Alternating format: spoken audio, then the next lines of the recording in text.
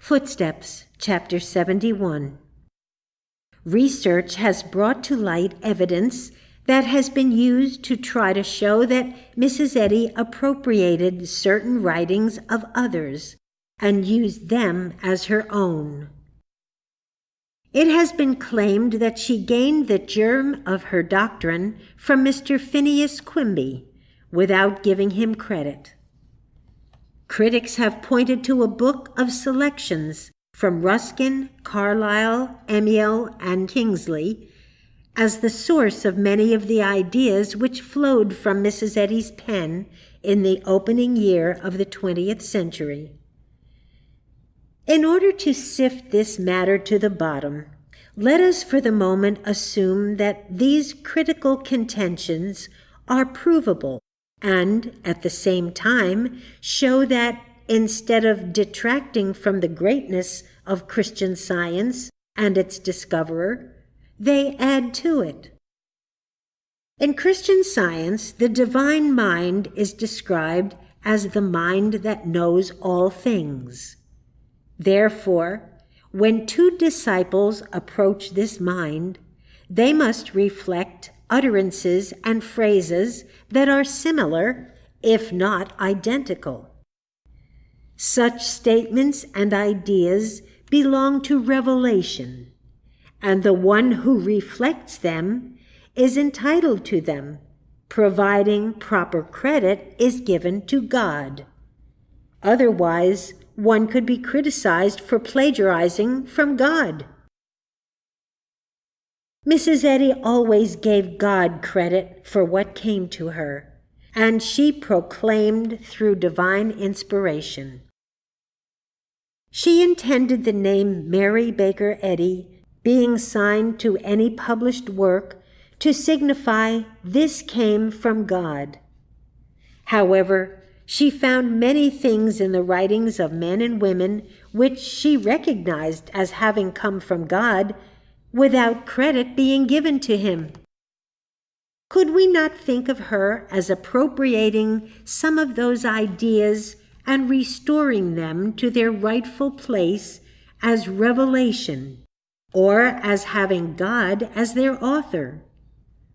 The world might accuse her of plagiarism when, in reality, the error lies at the door of the one who issued such ideas as his or her own, without giving God the glory. The revelation of inspiration from God to man is so definitely fixed and unique that the phraseology of allied conceptions is bound to be similar as they come flooding into the consciousness of those who have reached the source of wisdom. Under those circumstances, the charge of plagiarism is only brought by those who deny the existence of a divine central source of intelligence and assert that whatever man conceives of, no matter how lofty, is his own invention. If a group of students should approximate the same state of spiritual growth, their revelations from God would almost coincide. Anyone who writes through inspiration is a plagiarist unless he reputes his endeavors to God. In giving all credit to the divine mind, Mrs. Eddy acknowledged that everything she recorded came from God, even though others, in isolated moments of inspiration, might have perceived the same thoughts, both before and after her revelation.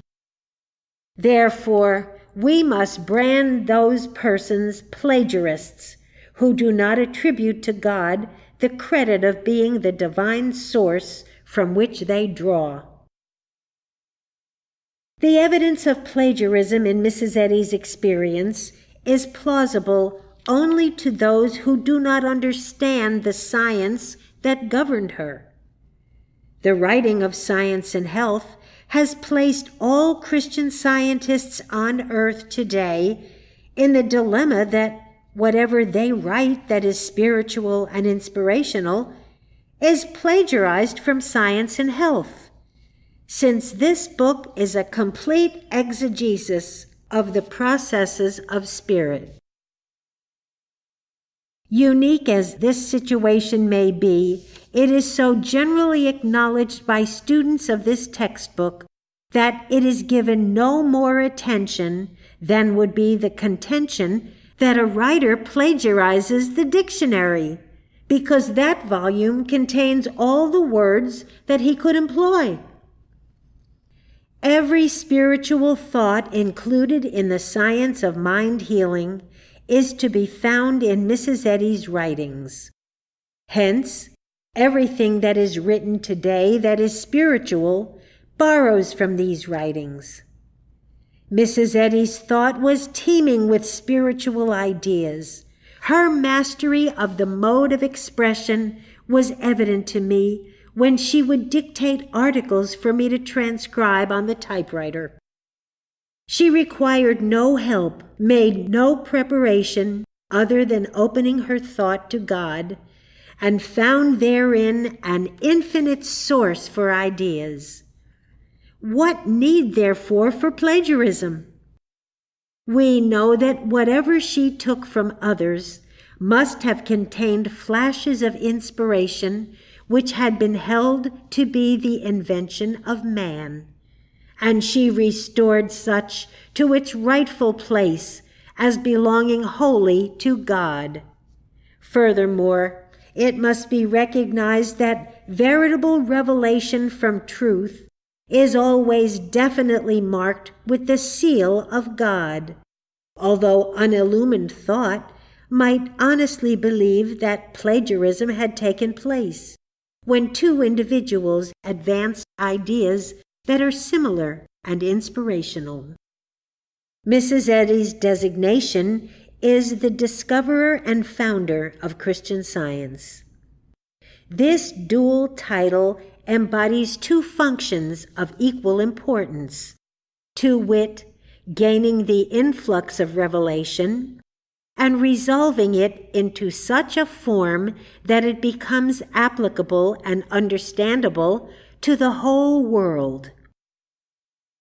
Nobody else, even though he might have gained a measure of inspiration, has ever approximated this achievement. Undoubtedly, the first influx of inspiration to Mrs. Eddy resembled that received by others spiritually minded individuals. However, she was more like Thomas A. Edison than Benjamin Franklin, for that famous kite flyer, Franklin, merely proved the existence of that which everyone suspected did exist, whereas Edison adapted electricity in numberless ways that blessed the whole world. Mrs. Eddy did not discover divine inspiration as an isolated fact, but revealed that it is a universal heritage which is continuous and absolute, and without which man is lost to everything that is real and eternal. Then she disclosed the simple process whereby man may gain a modicum of inspiration, through which he receives the unfoldment of all his further steps. Contrary to the belief of many, she has not provided steps from mortal belief to heaven. She has furnished steps from mortal belief to a place where divine wisdom may enter man's consciousness and becomes his future and unerring guide. Science and Health takes the student by the hand and leads him to the place where God takes him by the hand. Then he will guide him to the pastures of peace and teach him the divinity course.